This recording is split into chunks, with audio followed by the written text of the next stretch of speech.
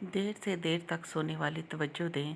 ایک شخص حضرت ابراہیم بن ادم سے بحث کر رہا تھا کہ برکت نام کی کوئی چیز نہیں ہوتی۔ آپ نے فرمایا، تم نے کتیا اور بکری دیکھی ہے؟ وہ شخص بولا، ہاں۔ آپ نے اس شخص سے پوچھا، کتیا اور بکری میں زیادہ بچے کون جنتا ہے؟ وہ بولا، کتیا۔ آپ نے فرمایا، تمہیں بکریاں زیادہ نظر آتی ہیں یا کتے؟ وہ بولا، بکریاں۔ حضرت ابراہیم بن ادم فرماتے ہیں، حالانکہ بکریاں ذبح بھی ہوتی ہیں مگر پھر بھی کم نہیں ہوتی، تو کیا یہ برکت نہیں ہے؟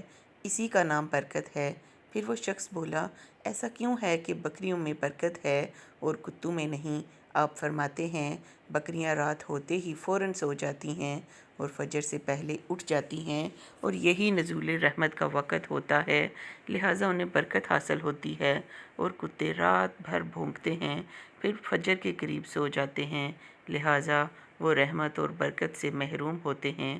بس یہ غور و فکر کا مقام ہے۔ آج ہمارا بھی یہی حال ہے۔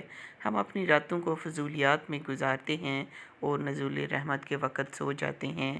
اسی وجہ سے آج نہ تو ہمارے مال میں برکت ہے، نہ ہی ہماری اولاد میں، اور نہ ہی کسی دوسری چیز میں برکت رہ گئی ہے۔